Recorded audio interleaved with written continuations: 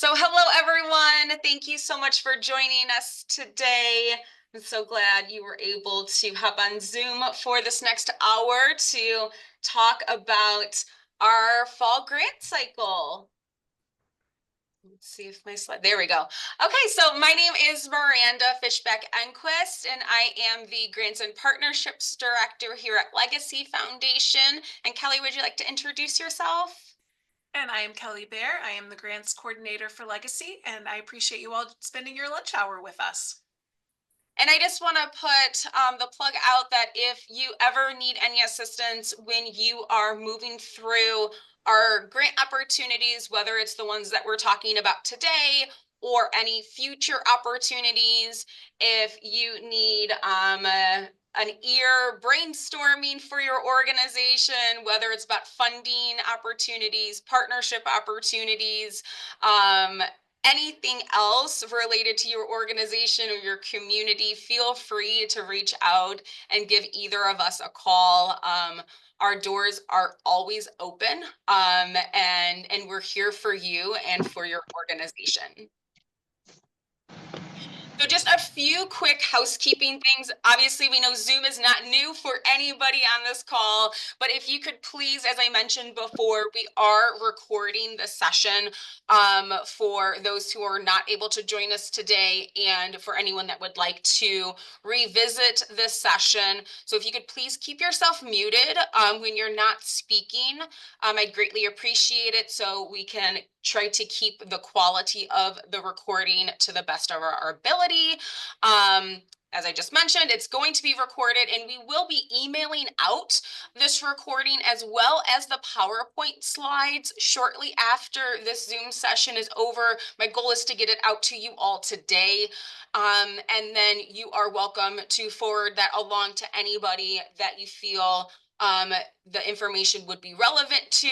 It will also be uploaded to the grants page of our website and to our YouTube page. Something I would like to mention on our YouTube page, Kelly and I started creating mini snippets of the videos. And so instead of watching the full recording of what you are listening to today, Kelly will go into a little bit more details, but we do have a playlist on our YouTube that have smaller snippets of videos that are relevant to what we're talking about today.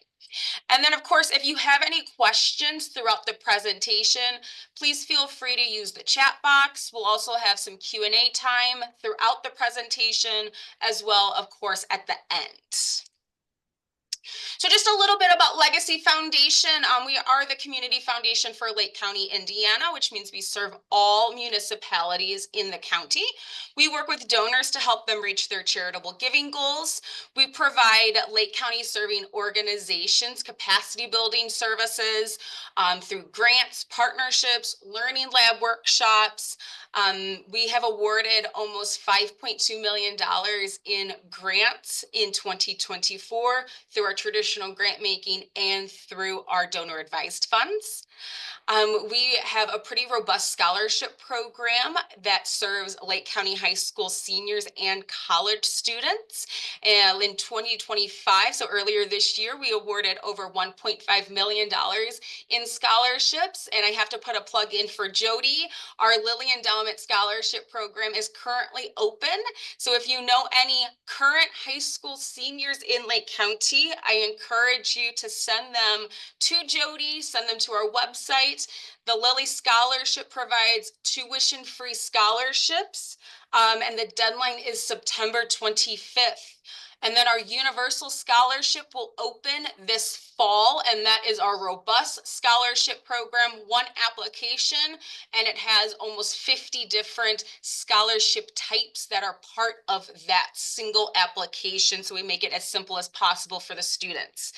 And then, of course, we have a number of community programs that we engage with residents and small businesses to strengthen the community, sense of belonging, and resources.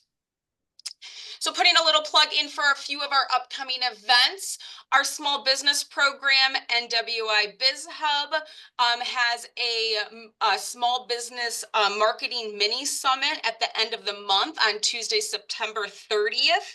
And Friendly reminder, nonprofits, you are businesses at the end of the day. So I encourage you, if you are looking for resources to strengthen your marketing, to check out this workshop. It is made up of 4 workshops throughout about a 3-hour time block.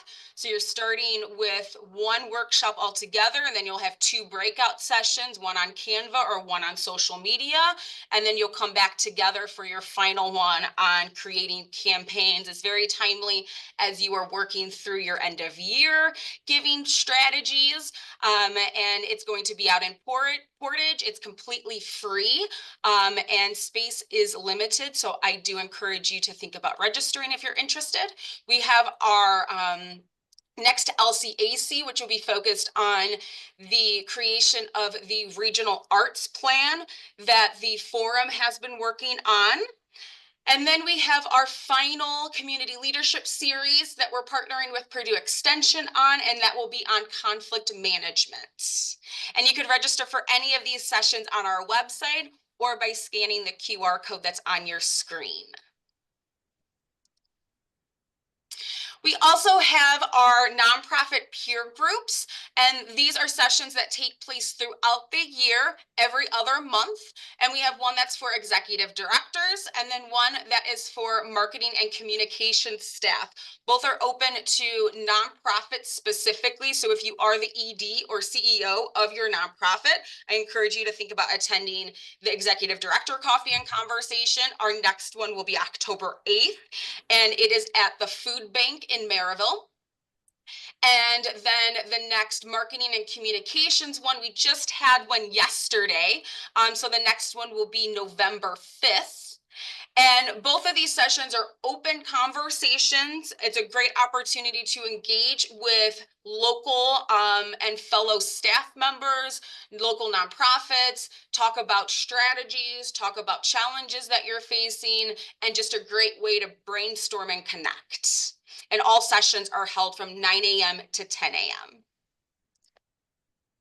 Okay, so why we are here today, so talking about our grant opportunities. So we're gonna primarily focus on our Transform Lake County grant opportunity, which opened on Monday. And then we will talk a little bit about the Knight Foundation grant opportunity, our sponsorship grants, and then 2 newer grant opportunities that opened this year, our resilience grant and our team building grants. But before I do so, are there any questions about anything I have talked about so far, upcoming events, or anything else? Kelly, anything in the chat? Nothing in the chat. Please feel free to chat with us. Sometimes it feels like we're talking to each other, so we would love to have your participation. Absolutely. Okay, perfect. So if you think of anything, please feel free to put it in. Okay, so starting with our Transform Lake County grant. So our Transform Lake County grant, this is our primary grant cycle that we host twice a year, and it is supported by our Lake County Community Fund and many unrestricted funds at Legacy Foundation that have been established by donors. This cycle, additional support comes from the U.S. Steel Fund that is specifically supporting organizations that are working in the city of Gary. So for this cycle, like I already mentioned, the application opened on Monday, September 1st, and the application due date is October 1st. For this cycle, the notification date would be mid-November. Specifically, we do our best to try to notify by November 15th. If you do not feel that this cycle timeline is right for your organization, the next cycle that would be available for the TLC grant would be in the springtime, which then the application would open on March 1st with a due date of April 1st. And then that same about May 15th notification dates. For the Transform Lake County grant application, you have 2 funding options. It is one application. So one of your first questions in the application is, what is your funding path? What direction are you going with your application? And depending on how you answer this first question, which Kelly will visually show you in the portal shortly, will depend on what the rest of your questions will look like moving forward. So this is a very important question to think about. Do you want to go funding option number one, which is programs and services, and that funding opportunity ranges from $2,000 to $35,000, or funding option number two, which is your organizational capacity building, which is up to $10,000. Now, your programs and services, that is your traditional funding option. If you are familiar with our TLC grant making that we've had for many, many years, it is your core services that you provide out to the community. That is the direction that that funding opportunity is geared towards.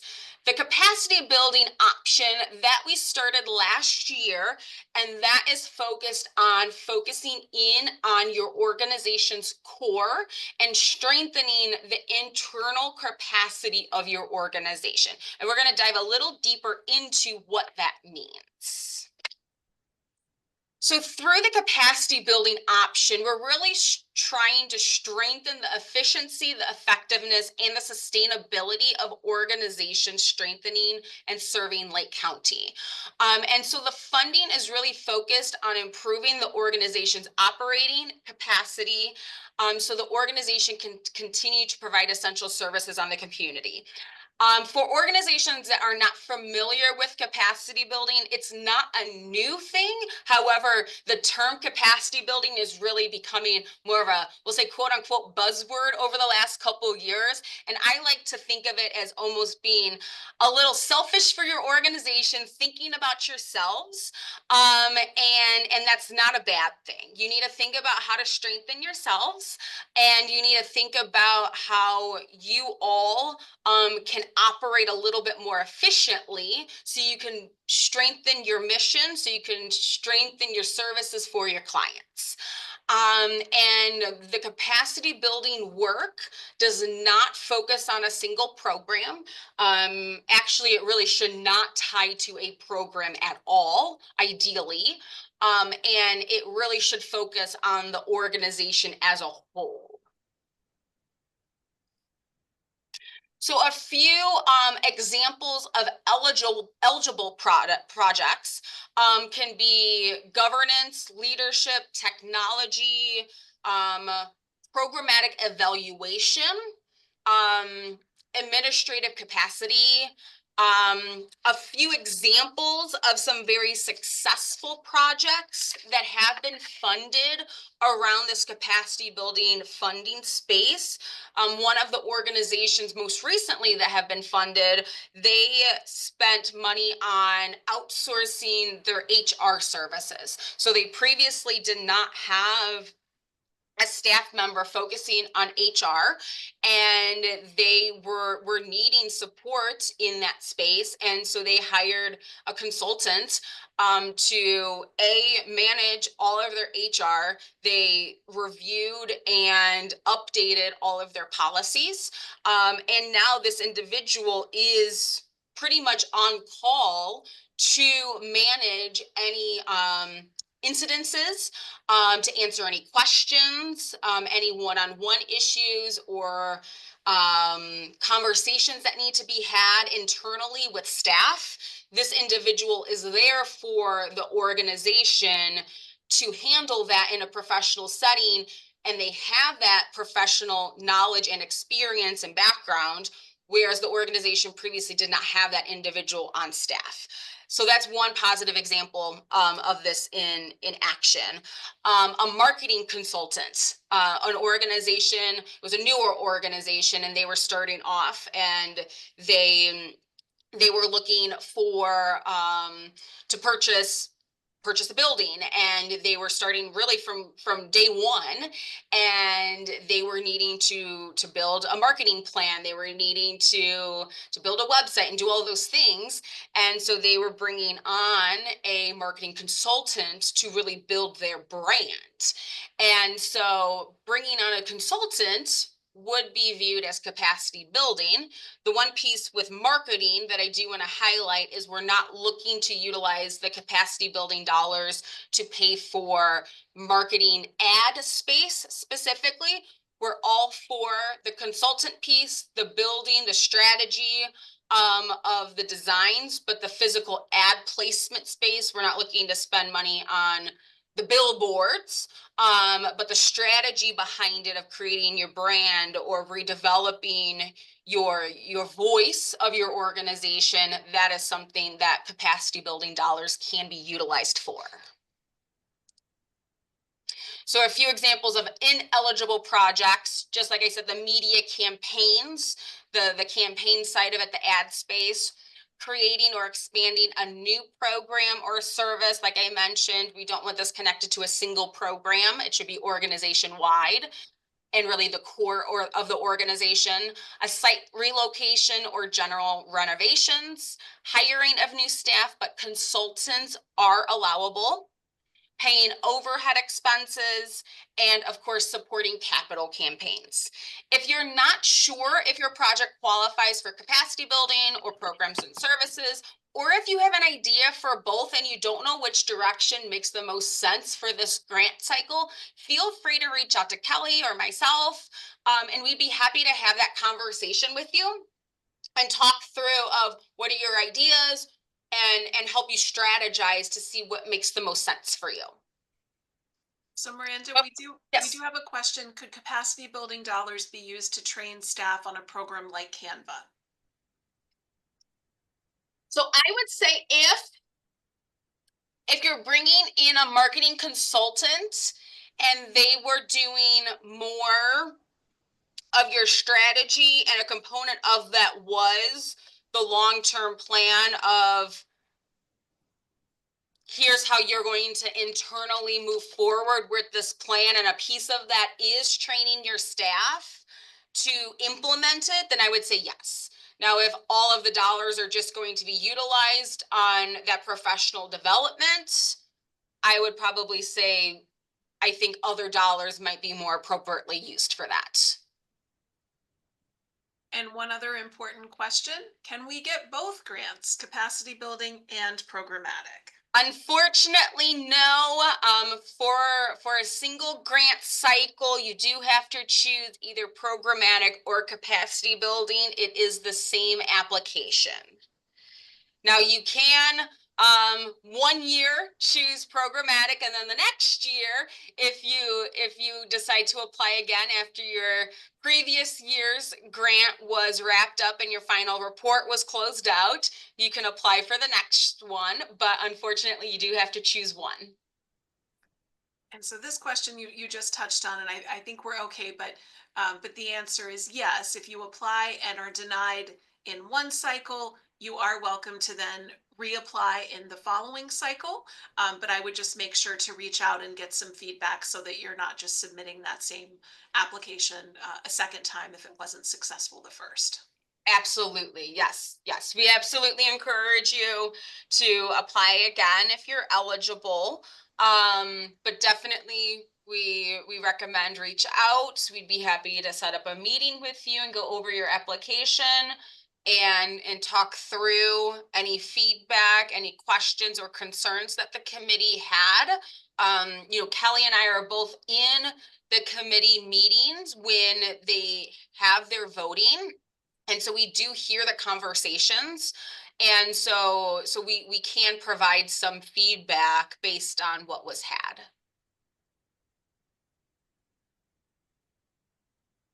Any other questions for now? I think we're good to move on. Okay, wonderful. So I'm going to touch on a few other grant opportunities. So we do have the Gary Knight Foundation grant. This is supported by the John S. and James L. Knight Foundation Donor Advised Fund at Legacy. And so this grant opportunity is a little more unique since it is through a donor advised fund, and this specifically focuses on strengthening Gary through innovative projects, and they like to focus on entrepreneurship, sustainable food access, public spaces, and economic opportunity. And so the process for this funding opportunity is a little different, and we like to focus on the start of this application through a letter of interest, if not maybe a conversation. So we have a little bit more flexibility on what this application process looks like. we do have to submit through Knight Foundation, but because it is a lengthier process, we don't make the decisions. Knight Foundation does. But we pitch the ideas to Knight. So we like to start with a letter of interest. You could reach out if you think you have an idea that might fit with this. Either you can submit your letter, or if you would like to just have that open conversation with us prior, you're more than welcome to do that. And then we probably would ask you to put something on paper so then we can have that initial conversation with Knight to see if that's something that they would be interested in having an application submitted for. And then we have an application process for that. And then we would submit it to Knight, and then we go from there. So it is a lengthier process, but since we do not make the decision, Knight does, it is an application process that we can work together on. So it is something that we do partner on, and we can build a nice, strong application if it's something that Knight Foundation is initially interested in the topic. So if you feel like you have a project idea that focuses on one of these topics, please feel free to reach out. And then for our sponsorship grants, Brenda, before you go yes, forward, just to clarify, a question in the chat, yeah, your organization does not have to reside in Gary. yes. It does have to have the primary focus of the work being done, has to benefit the residents of Gary, but it's fine if you're headquartered outside, as long as your organization has, has an understanding of the population and the work that you're doing in that area. Correct. And I do want to emphasize, Knight does like to see that you already have a strong relationship with the city, and the residents, of course. And so ideally, this is not your first time working in the city, because that is a big portion of the application, is what is your current relationship with the residents, how you were already working in the city, and your past and current projects within. And so you do not need to reside, but they want you to have that strong commitment and that strong connection already with. Any other questions? Nope, that was good. Thank you. Thank you. So our sponsorship grants, this is focusing on one-time or short-term community events designed for Lake County residents to engage in and participate in, that will increase community involvement and education. The max award for this is $2,000, and this is a rolling application until funds are exhausted for the year. And so for this one, we ask that you submit your application at least 6 weeks prior to your event, if not sooner. And so this can be anything from an education event. We get a lot of back to school events, community focused events, those types of things. So now we're going to shift into a few new opportunities that we launched this year. First one being our Lake County Resilience Grant, and this is focused on supporting 501c3 nonprofits impacted by the recent federal and state funding reductions and contract terminations. And so this is designed to support both the programmatic and the operational needs of the organizations. And so that's a big piece, because traditionally our grant making does not support just operational needs for organizations. It usually has to go more programmatic side. And the big piece with this is the documented financial loss of changes due to the federal or state funding, contract, or policy changes. Currently, it does not include freezes. It has to be a cut, whether it's a contract or from just the budget. And so it right now is on a rolling basis until funds are exhausted. As of now, we have distributed about half the amount of dollars that we have identified for this year. For the next 2 years, we have we have earmarked about $600,000 of new grant making dollars for this specific program. So 300 for each year. And so the applications are reviewed on a monthly basis, and then you are notified on that next month. And so applications are currently being reviewed on community impact, financial need, and the sustainability of the organization prior to the financial loss due to the changes. Organizations can request up to 25% of their documented financial loss and can request up to $40,000 in that 12-month rolling period. And so that is a difference from our previous grants that we've talked about. Traditionally, you can only have one of the same type of grant in a calendar year. But with the resilience grant, let's say you have one funding opportunity that was lost and you apply for it, and that equals $10,000 that you were awarded through the resilience grant. And then in a couple more months, you have another opportunity that was cut and you want to apply again, and that's another $10,000. You are eligible to apply multiple times to meet your $40,000 in that 12-month period. And then you do need to upload that documented financial loss, whether it's an email, a contract, or some type of documentation that you received from the agency that you initially received the funding from. Another new grant opportunity from earlier this year is our team building grants. We want these grants to be fun for your organization, and it's really to support activities that promote the well-being of your staff and your core volunteers. And you can receive one team building grant for the 2025 calendar year. If you're going to include volunteers in this activity, they have to be identified as playing a core role in the day-to-day operations of your organization and regularly volunteer at least one time per week. Just like some others, it is on a rolling basis.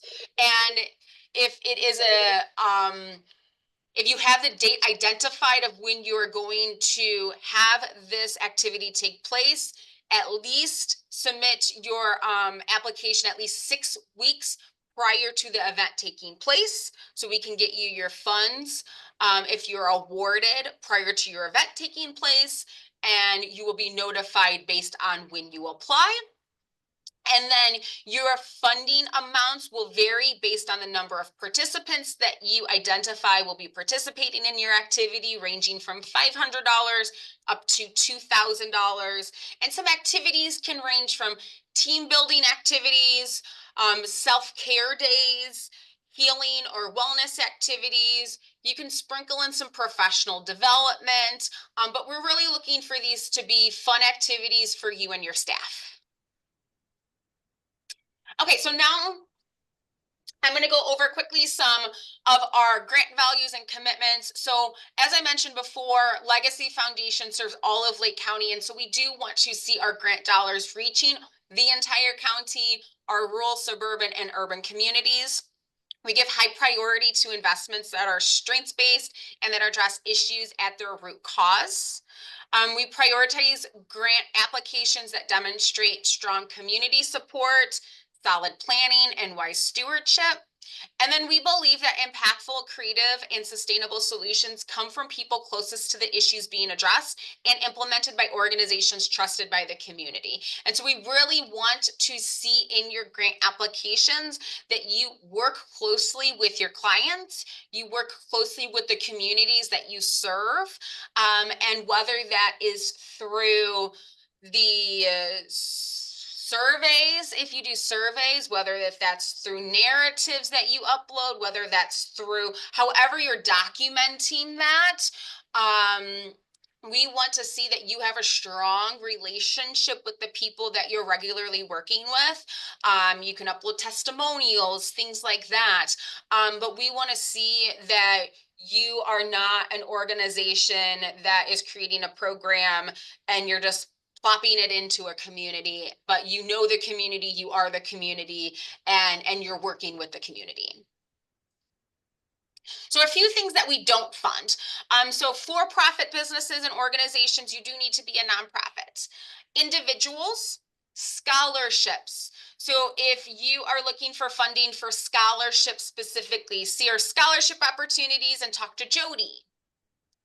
A proposal that promotes a particular religion, political affiliation, or lobbying. If you are representing a congregation, we do fund churches. However, I'm going to use a food pantry as an example. If you're looking for funding for your food pantry that your congregation manages, that is an opportunity, and we have funded those in the past. However, you cannot put a religious requirement for the community members to receive the food at your food pantry. For example, you cannot require them to read the Bible before they can receive your food. So keeping those two things separate at your congregation. A proposal that discriminates based on age, race, ethnicity, gender, or sexual orientation. Post-expenditure requests or debt. These, if you're awarded, funding needs to be used on new purchases, fundraisers, capital campaigns, and then publications, film, or media produced for resale for a profit. We have funded a few projects in the past that include these items, but they were not for a profit. And then funding schools. So we traditionally do not fund public, private, or charter K through 12 schools or private academies directly. However, we will fund nonprofit groups and partnerships proposing to conduct programs inside of schools or in partnerships with schools. In these situations, the committee really likes to see these partnerships when the partnership will benefit multiple schools, when the partnership will benefit the broader community in addition to the students within the schools.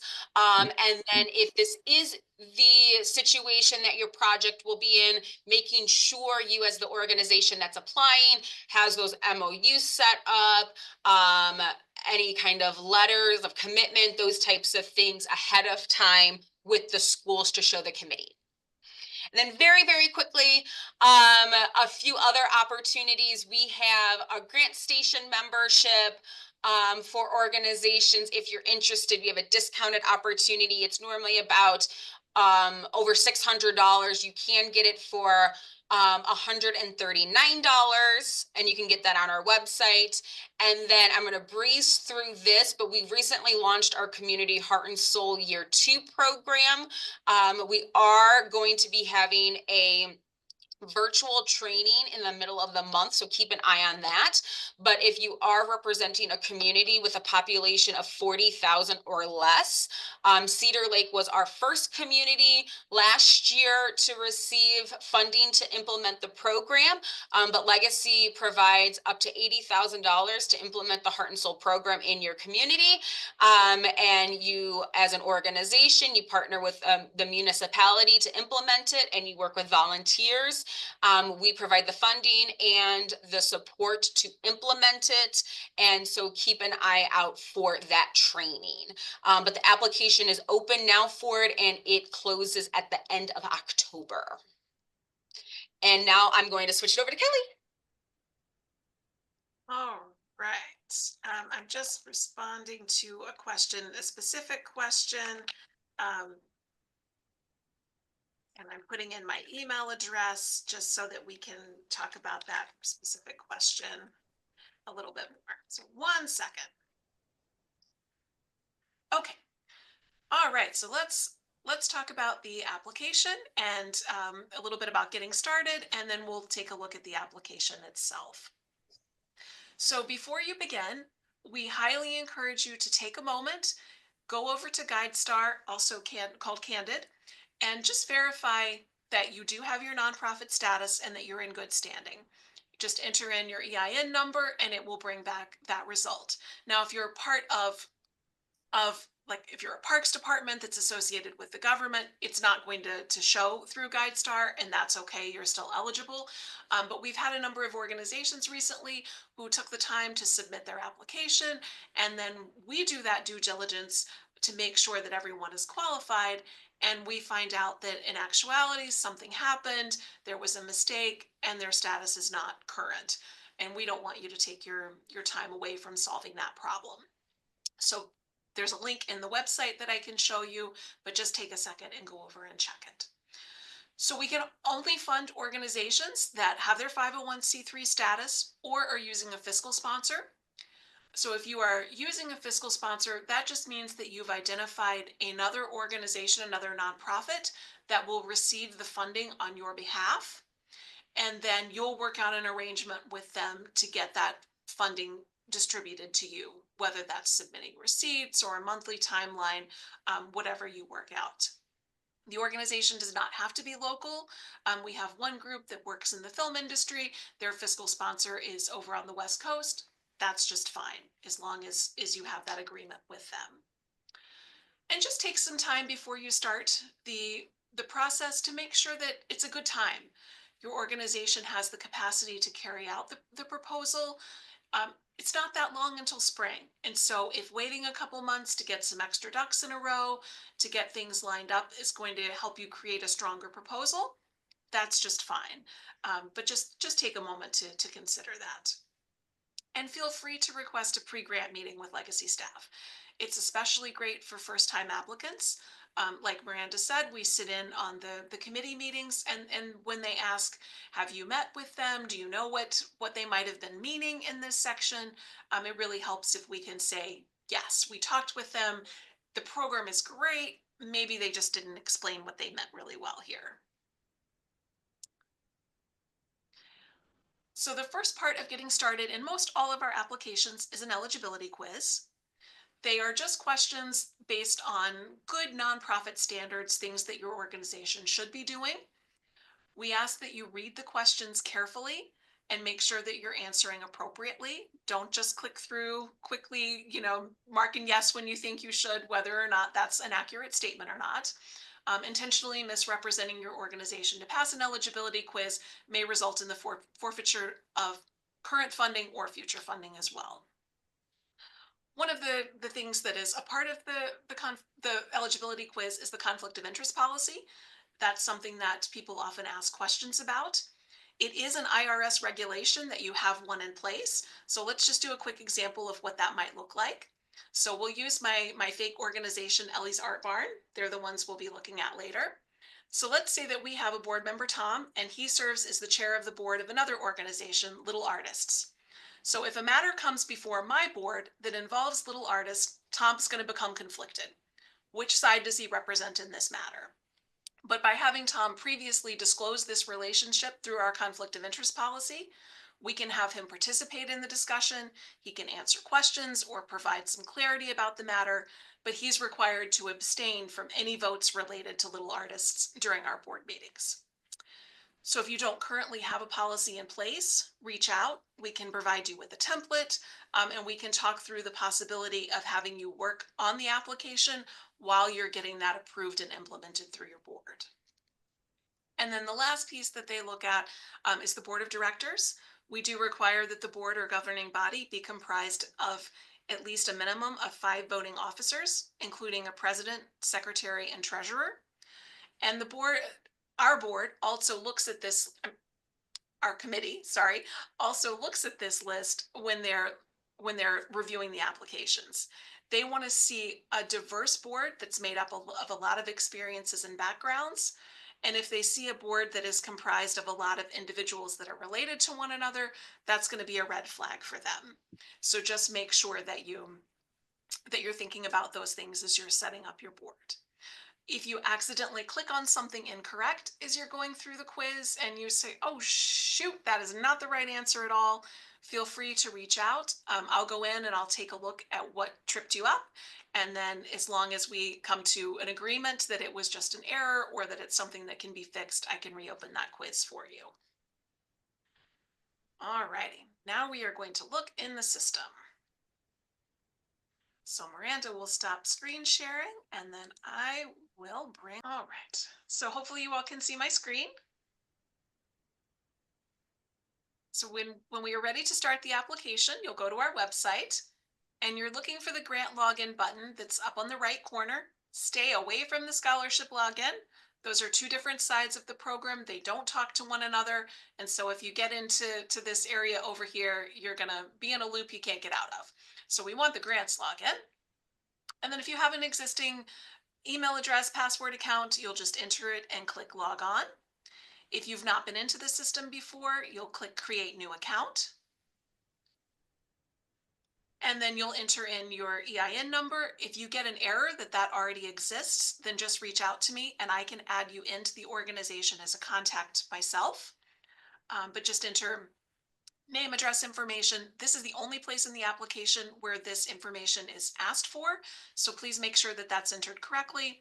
If you're awarded, we use this when we're processing payments and creating that account for you.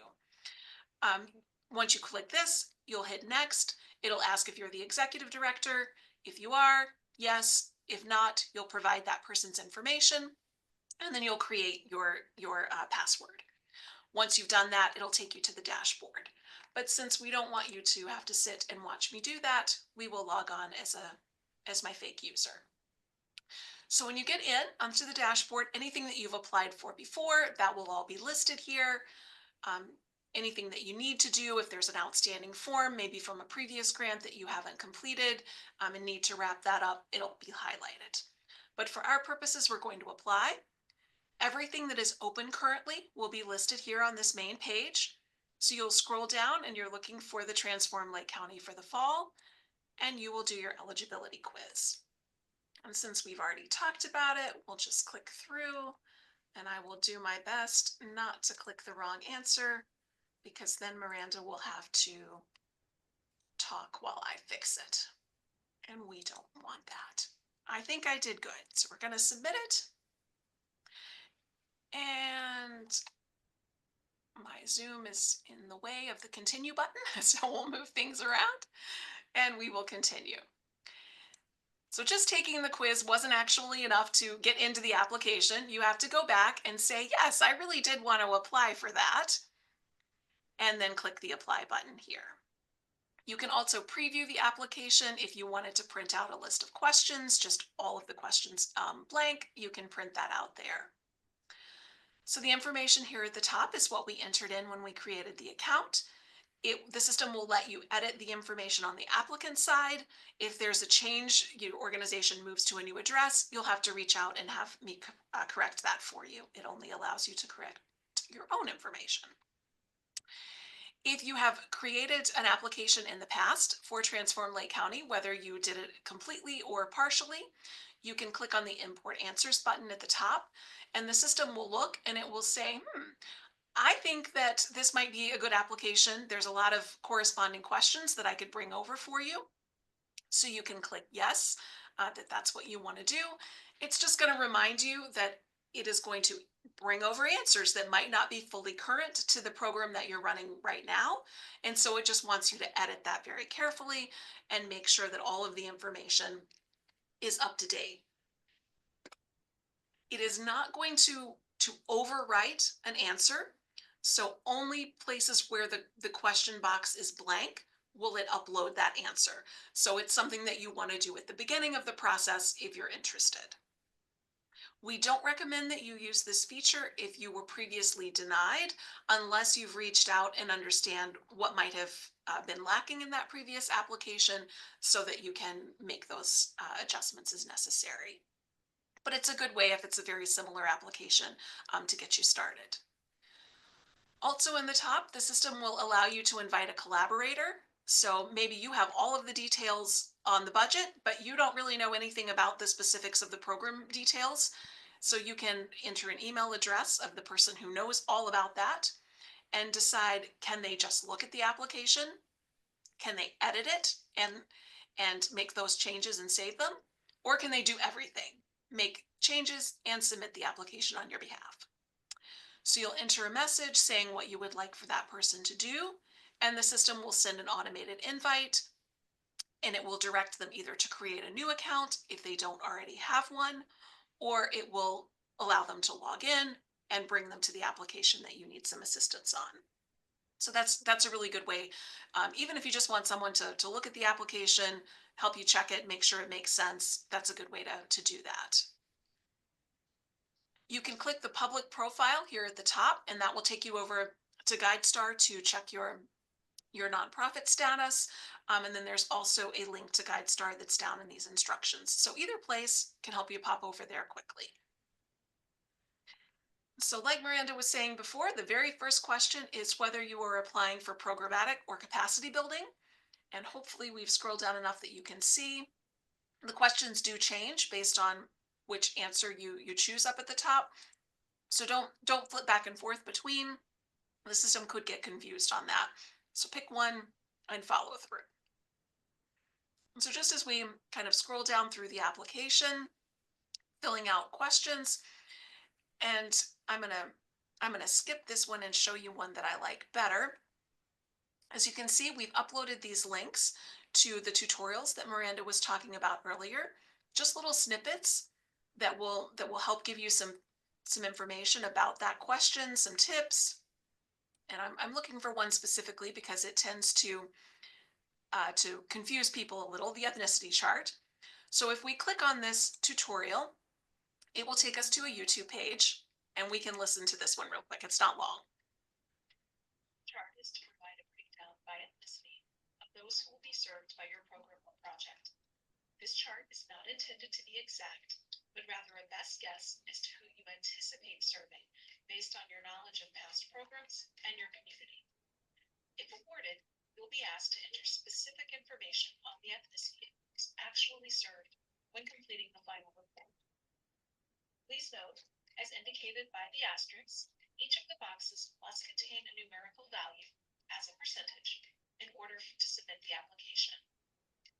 The sum of the percentages entered should equal 100% as shown in the example here.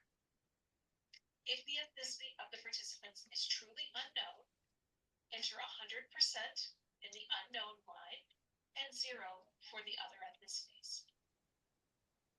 If you receive an error message when trying to submit the application, double check this chart. It's very often missing a required number. So that's an example. They're short. I think the longest one is about the budget, and it's maybe a little bit over a minute. We just are trying to give you a reference point so you don't have to watch a whole video, but places where people tend to get a little bit messed up in the application. So any questions on this part before we flip back over and look at our PowerPoint again for a moment?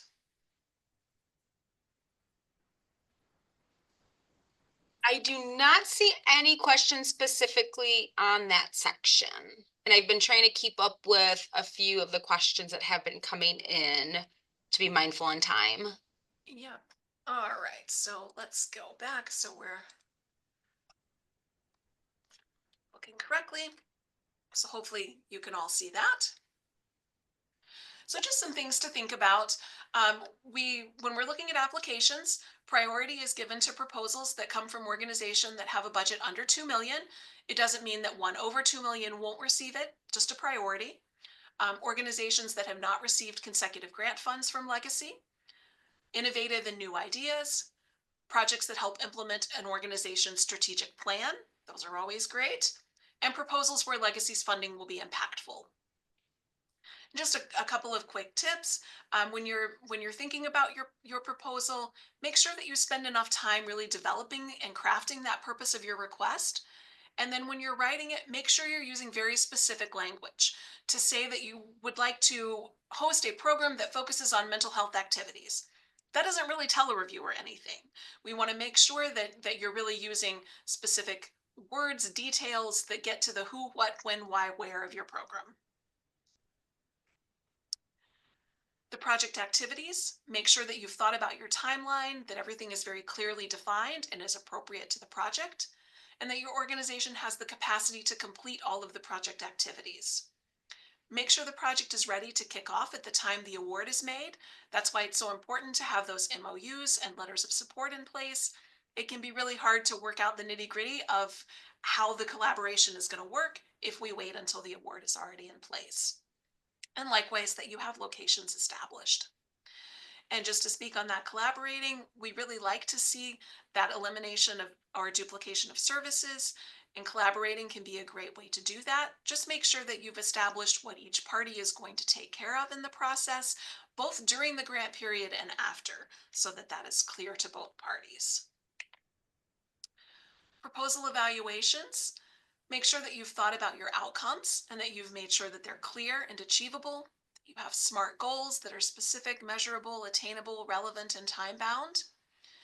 Think about how you'll measure each goal. If there's not a way to measure it, switch it out for a goal that can be measured. Make sure that the goals and objectives that you're putting into your proposal actually fit what you're trying to do. Nothing comes out of left field. Make sure you've allowed plenty of time to accomplish your goals, and that your project can be sustainable without ongoing funding from legacy. We don't commit to multi-year funding, and we want to make sure that we're not introducing kids to a great new STEM program that they can only get one time. We want to make sure that that's going to be able to continue in future years. The budget is an area in the application that often gets people tripped up, and we want to talk about each of the three components that we're looking for. Your budget is a list of your priorities in numbers rather than words, and so we want to make sure that it is displayed clearly in our application. So the first piece that we ask you to think about is this budget chart that's shown here. This chart is how legacy funding will be spent. It is not a full project budget. It is the total items listed should equal the amount of funding that you're requesting from legacy. So if you're asking us for $15,000 for your program, the item cost expected column should have $15,000 worth of services or items listed in it. If you have more than will fit in the chart, there is a text box in the question follows, and you can give us more information on those final items there. There's a place to give us an item description so that we understand what you'll be purchasing and any notes that might help us. You might really need a computer that's an expensive computer because it has features that you could not do this program without. And so making sure that the committee understands, no, we really couldn't get by with a less expensive piece of equipment here. That's very helpful. In the item cost actual column, you're not going to see that unless you were awarded and you're completing your final report. And then you'll let us know how much did you actually spend on these items. You got a really great deal on the furniture, and so you spent less there and bought more art supplies instead. So again, total amount that you're asking legacy for and how it will be spent. The second chart is a spreadsheet. It looks scary, but once it's broken down, it's really not bad at all. So the top section here, the funder section, lists all of the income that's needed to complete the project. This is a full project budget. And so if you're asking legacy for $15,000 and that is all that's needed to run the program, that's the only thing that's listed in the top. But in our example here, we need $40,000 to run the program. So we're asking legacy for $26,250. We're letting you know that fund is pending. It would be a cash gift. And then any notes that would help us. So if it's a grant that you've applied for, when is that notification supposed to come? Things of that nature. But this is the total amount of money needed to run your program. In the bottom section, in the expenses, so we're thinking about this chart that we just filled out, those specific items that we're looking to purchase. We're thinking about taking those items and putting them into larger buckets. So where is that 26,500 going to be broken, or 26,250? Where is that going to be broken down? The total, the sum of this column needs to equal the amount that you're asking from legacy. If 26,250 was all you needed for the program, then you're done. We need more funding though. So that's where this second or third column here, the total project budget, all of these other amounts that we're looking for to run the program, that gets broken down into bigger buckets here. We're providing information on whether it's cash, in kind, and any notes to help us understand the expense. When we add up the two columns, the 26,250 and the 13,750, we get the total request of 40, or the total project budget of 40,000. Any questions on those two? I do not see anything.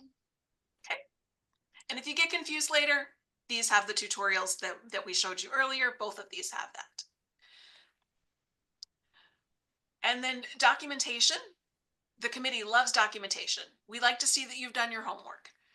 It can be as simple as your Amazon shopping cart. It can be a quote that you've received, but it's very helpful to know that you actually can run the program for the amount that you're asking for, that items do cost as much as you're saying that they do. And it also allows the committee, if they're not able to fund the entire piece of the request, it allows them to be able to pick and choose and say, these two components, they seem like the most crucial to running the program, and so we're going to offer a partial grant of maybe 15,000 instead of the full amount.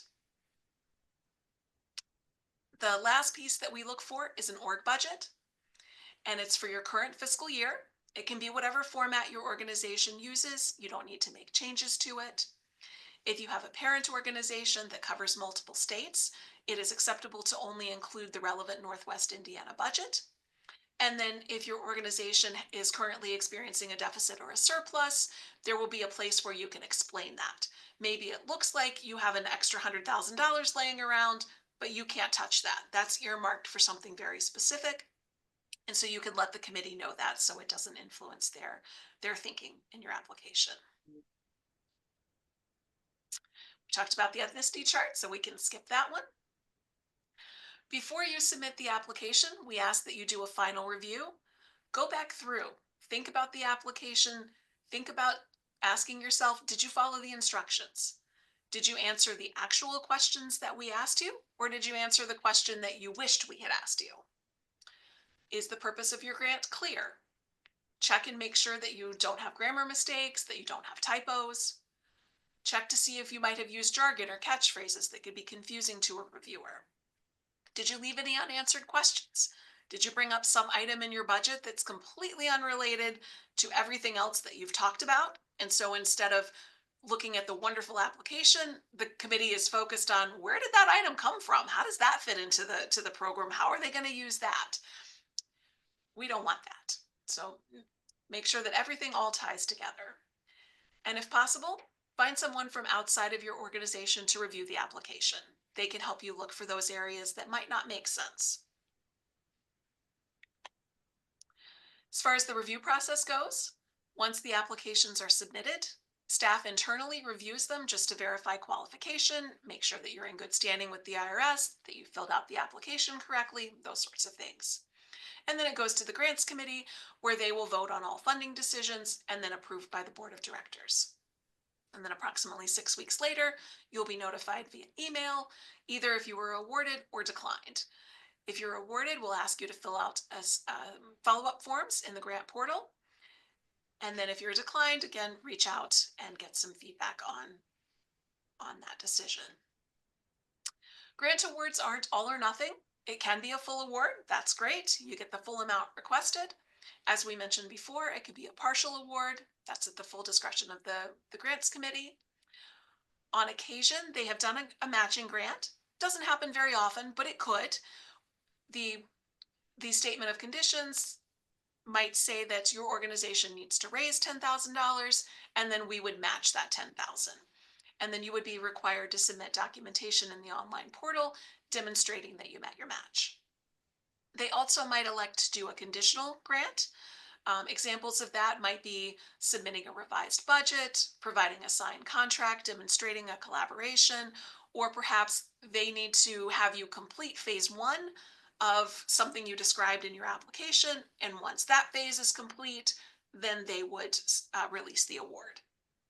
And unfortunately, some applications do have to be denied, but there's always the next cycle.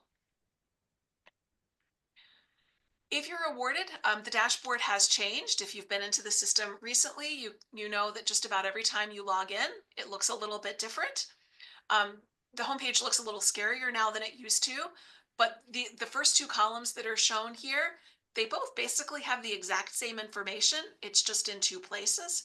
And so if you are awarded, the easiest thing to do, log in and look for your statement of conditions.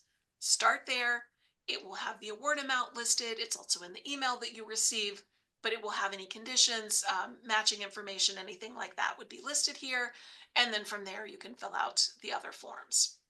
Those do all have to be completed and submitted before any payments can be released.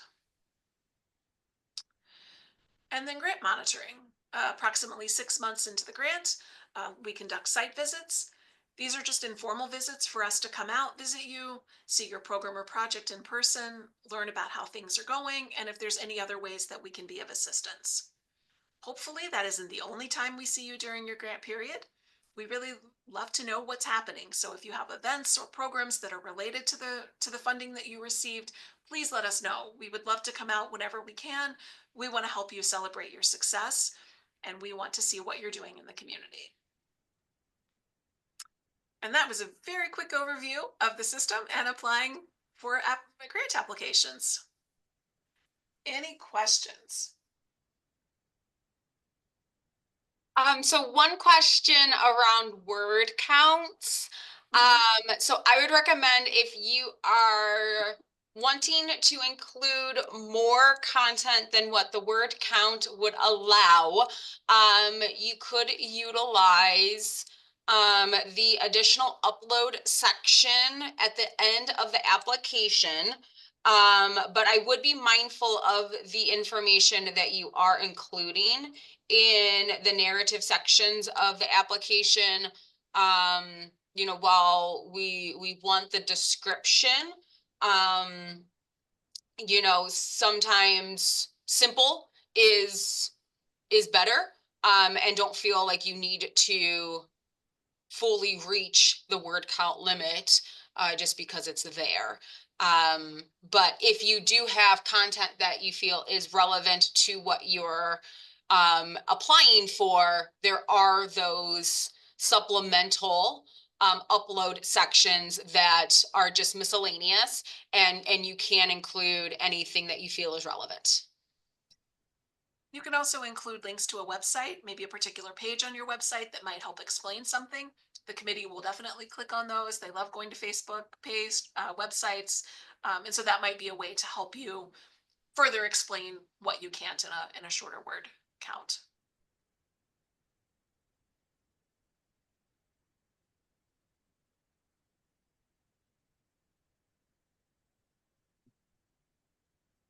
That was the only other question that was in the chat. I don't know if anyone has any questions. I know we're over on time, but I don't know if anyone has any questions that they would like to come off mute to ask, or pop anything else in the chat before we close out. Feel free to email us later with that burning question that you thought of as soon as we close the Zoom.